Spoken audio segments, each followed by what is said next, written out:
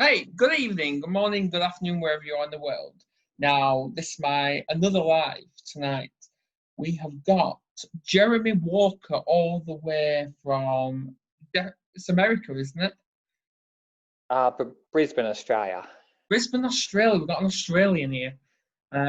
He owns the Inspire Hypnotherapy Clinic in Brisbane. How did I not know that? He assists people with addiction, anxiety, and sleep-related issues. Jeremy enjoys nothing more than seeing others to make a positive shift. Well, I've made a positive shift by doing these.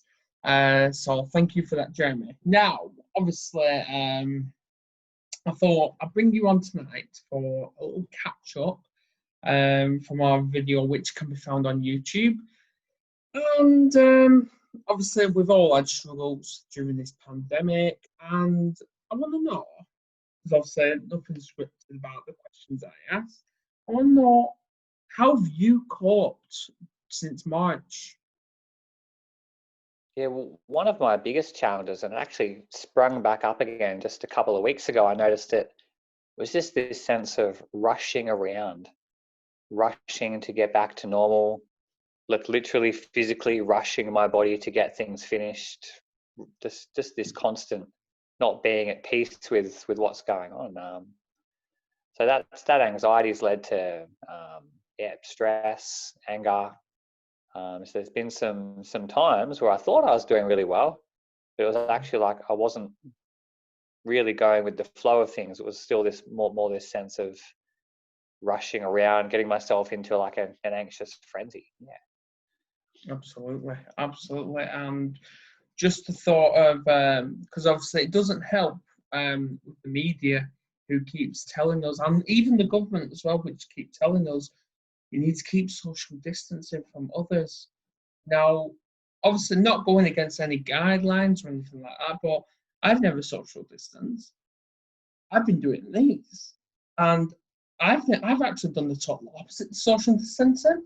I've actually felt more social connected to others across the world.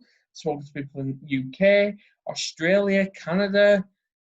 And I'm like, wow, I'm surprised I've not got a beer with me tonight. That's a great point too. Like if someone's say really missing the thing they love, they like you say if they're missing their travel, do they find they're just traveling to the local park and they're enjoying the bird song? Or if someone's missing their social connecting, are they finding they are connected somewhere else with their partner, their kids, online? So it's like keeping the mind going, okay, where is the good still happening? I think that's great. Exactly, and this is what it's all about. We just have to connect to others, and if people are so anxious about what's going on, all you have to do is click online, get yourself on Zoom or even on Facebook, and there's a lot of groups that are doing online Zoom discussions. Obviously, they're not always recorded, but yeah, they just talk to them. Now, there's loads. I can't recommend enough. Just obviously, just over a year ago, which I'm going to recommend right now, something called the Campfire Project. And the host of that, this was the CEO of that, he's called Alan Stevens. And I joined his group just a little over a year ago. And my anxiety was going through, I was depressed a lot. And it took quite a bit for me to actually start talking, which normally I just talk straight away. No, it's not what's about that. And when he messaged me saying, I'd like to bring you onto a video, I was a bit hesitant and reluctant at first. But I did it. And now look at me today. I'm here. I'm speaking out about mental health, the stigma. Putting stop to it, because that's my aim. And I guess something that's been coming up for myself. I've been doing quite a bit of writing. My next book is on anxiety. So I'd kind of thought, well, I've got emotions sorted out. I'm pretty much tip top. But in doing it, I've noticed where I guess the parts of myself anxiety has been hiding out, and it had been hiding out in rushing around was one of them, and the other one was like in worthiness. Yeah. And seeing problems as being detrimental and fatal, and some problems are pretty detrimental, but most of them were just problems that I'd assigned a meaning to. Oh, this problem's terrible, or it can just mean, oh, well, that's part of life now. It's not like, maybe like my mind was still holding on to the way it thought things were supposed to be in the past, rather than kind of getting with the program and thinking, well, I've got to work with what is. I can't work with what's not. And kind of go, okay, well, there's a difference in mindset there. I can work with what's real, but I can't work with what's not happening. So it's that sense of there's a power in accepting what truly is. Absolutely. And what's your book called on Amazon again? Just so we can promote so the one that's currently out, that one's Freedom from Addiction. That one covers all different types of compulsions, addictions, stress management. So that one's already out and about. The other one hasn't got a title yet. That one's about halfway through on anxiety, and excited to release that one in around 6 months to a year as well. Fantastic. And I will be purchasing that, no problem about that. Add that to my collection of anxiety books I've got upstairs. Well, I know my bedroom's turned into a library. But anyway. That's the best thing any room could be. I noticed one fun thing a few years ago, every room of my house, including bathroom, laundry, and the car, all had a book in it. So I was very much reading, absorb. And now I'd like to think, okay, I've got a few things I can share, a few perspectives and client stories I can share with people. Absolutely. So obviously this comes on to my next one, is how would you describe the new normal? Well, the new normals, it's personal and different for everyone. Yeah. For me, it's not too different than it was before. It's not being able to do some things I used to do, some things being different, more financial pressure, some risk, but other people have it worse than myself. I think it's for me, it's keep feeding the mind and the body good things. Yeah. So if I'm not continually growing in my mind, and if my body's getting left behind with poor food and no exercise, then it can struggle. So keeping the mind healthy with good ideas, good food, good books, and also the body with good food, good exercise, and keeping that going. I totally agree with you. I really do. The reason I asked that, I was just going to briefly share, and perhaps the new normal can be better. Was life that fantastic before, or is there an opportunity? I know a lot of people are thinking, okay, I can start that online business. I can let go of that past relationship or that past place I kept visiting that was actually depressing me, and think, oh, there is opportunities. Yeah, because obviously I admit that since March, it has been a struggle to adjust to obviously not being able to go out, buying limited stock. It has been a struggle, and my anxiety levels have gone up. Just because obviously since March, anxiety levels for everybody have rocketed. But thinking about it, not just the negative side, but the positive side, I've doing these now. I've started doing these regularly. So my confidence is growing, and now I've been offered a chance of speaking live on a radio station early next year about mental health. So that's absolutely fantastic for me. Am I terrified? Yes. Hey, life's about taking risks and achieving great success. But positive, I know somebody who's written 2 books since March. So people need to start taking this as a positive. Congratulations on your radio. Getting onto the radio and getting a gig. That's great. Thank you. I'll be pushing this and see what happens. It does mean I have to travel nearly 4 hours to get to London, but it'll be worth it. You'll have to see if they've got a telephone or something that can hook you up by the phone. Well, who knows? Who knows? Maybe they've got a telephone over there somewhere at the radio station. I don't know. I don't know. But it's either going to be a radio station or it's going to be on TV. I don't know. I don't know. Oh, yep. But either way, the I reckon you'll do great on there. absolutely. Now I'm just watching it calling me eye. I've just seen a baby moth fly past, and I've got a phobia of them. But we'll save that for a different day. Well, You've just prompted my mind on something around when you mentioned it and stopping and slowing down and things changed. Anxiety goes up. I remember when I used to go to meditation, I'd often be anxious just before, rushing to get there. But also when slowing down, that's when we notice the anxieties we do have. So if someone was busy 6 days a week, 7 days a week, didn't have time for self-reflection, this has been a big self-reflection time. I've had to work on myself. I've had to work on my relationship, and anything I'd been putting off emotionally. This is a healing time and a healing process.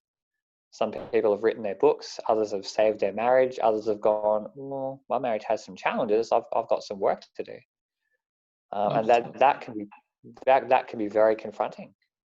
Yeah, well, what I've taught my kids is a new slogan. Well, more of a hashtag, and I know it's out there. I know somebody's come up with it, so I've kind of followed that. That's hashtag never quit, because obviously I always teach people the biggest fear is fear itself. And I don't believe in quitters. I cannot stand them.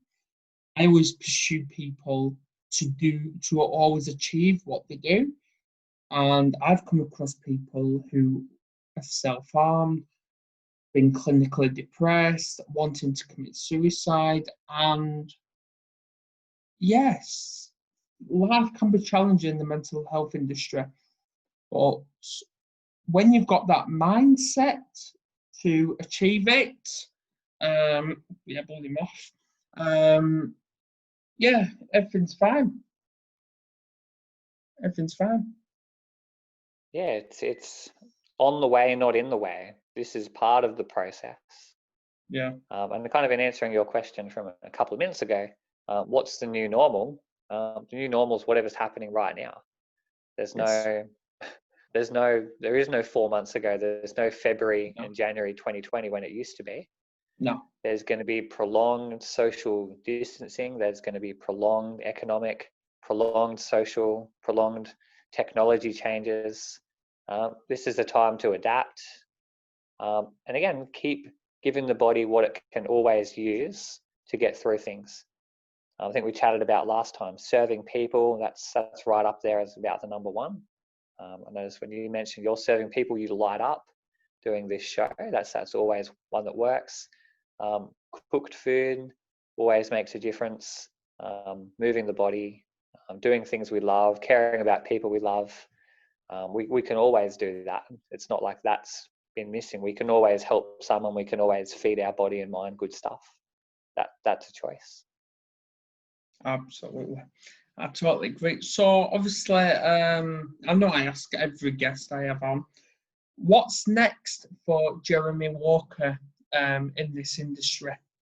What will you be up to in the next steps besides writing a new book? More of the same. So I see my clients one-to-one in Brisbane here, and also online. I've got the anxiety book on the way.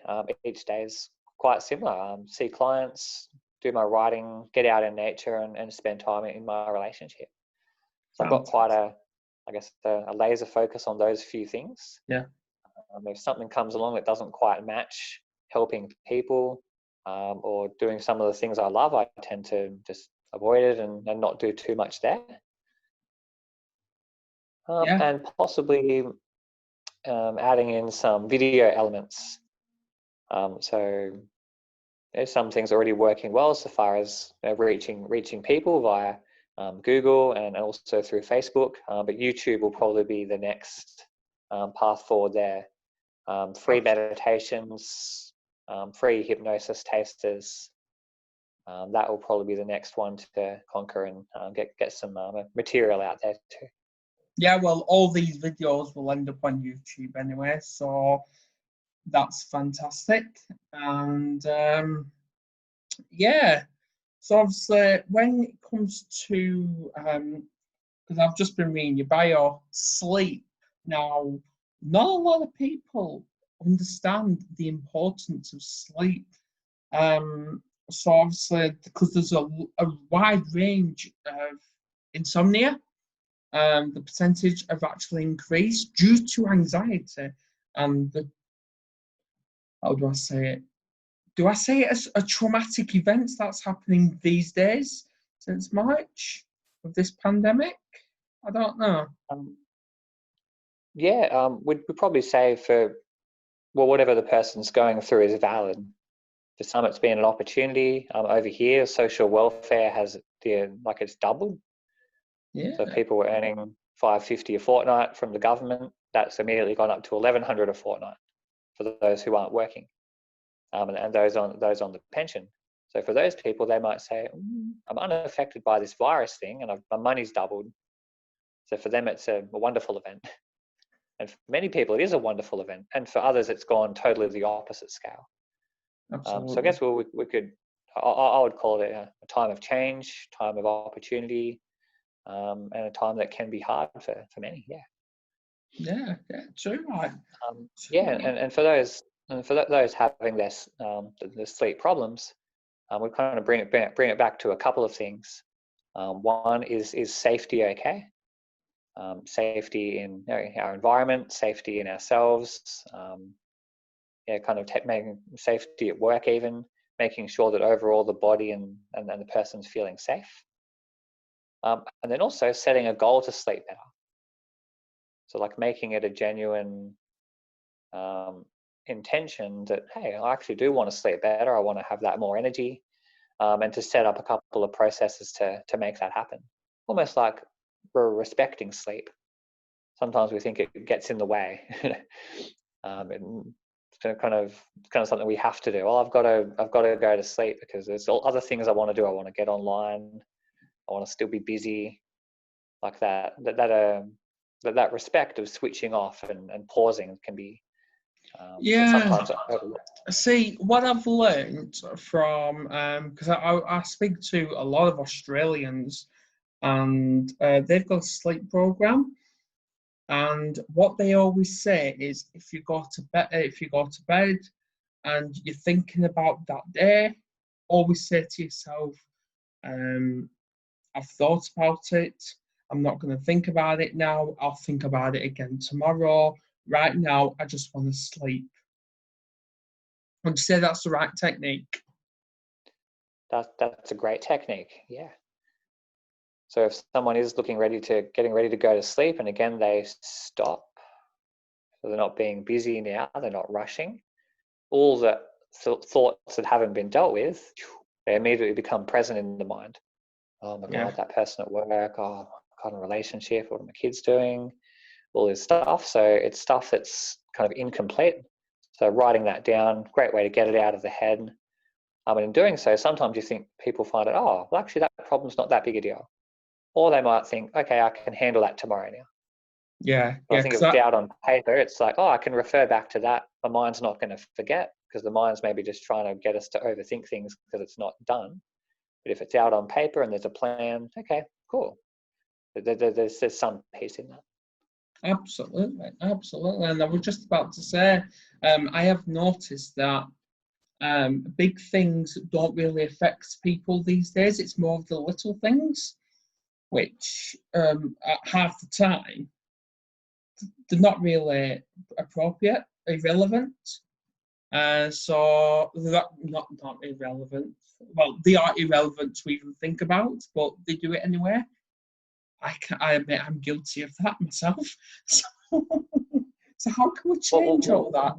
What's an example of one? An example, for example, like obviously, because obviously we're raising two autistic kids, we get tired very easy because we're always rushed off our feet. So, like, there's been one odd time where we've left the dishes until the next day. We didn't do it that night. So obviously it was on my mind. I need to go and do these dishes. That's how it's affected my sleep. Yeah, yeah. So it's like I can't rest until this thing's done. Yeah. Sounds like a similar one to what I noticed in myself recently was there's lots of things to do and I'm in a rush to get there. But I notice when I slow down, I don't get, it's not like I miss out. No. In fact, I get more of myself.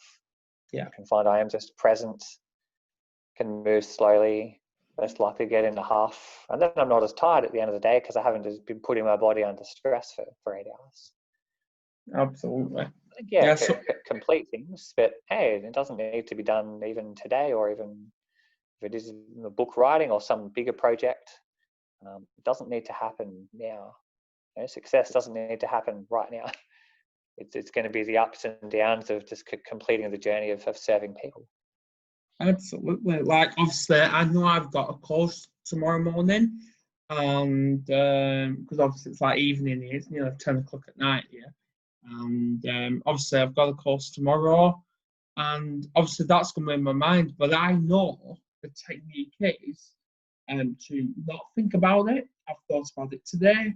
I'm not going to think about it until possibly like 7 o'clock tomorrow morning. I know that, and I've already put the steps into place, even if it means me meditating tomorrow morning and relaxing with, because music actually helps you sleep. Any type of music, it just helps you sleep. Yeah, yeah. Just that little bit of white noise, so the mind's got something it can, you know, gently focus on is great.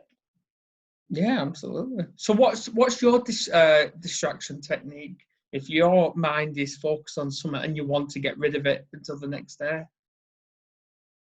Well, to be honest, I haven't had that problem in a long time. That's that particular one. And what I used to do was, yeah, definitely writing it out. So I did my to-do lists. In 2016, I actually did a whole year of writing out 5 things I'm gratitude every single evening before bed. And some days that was easy. I'd had a great time, nice time with my partner, went out in nature. Other days it was a bad day. it was not fun at all. Just things went wrong, made mistakes. Beat myself up, that sort of thing.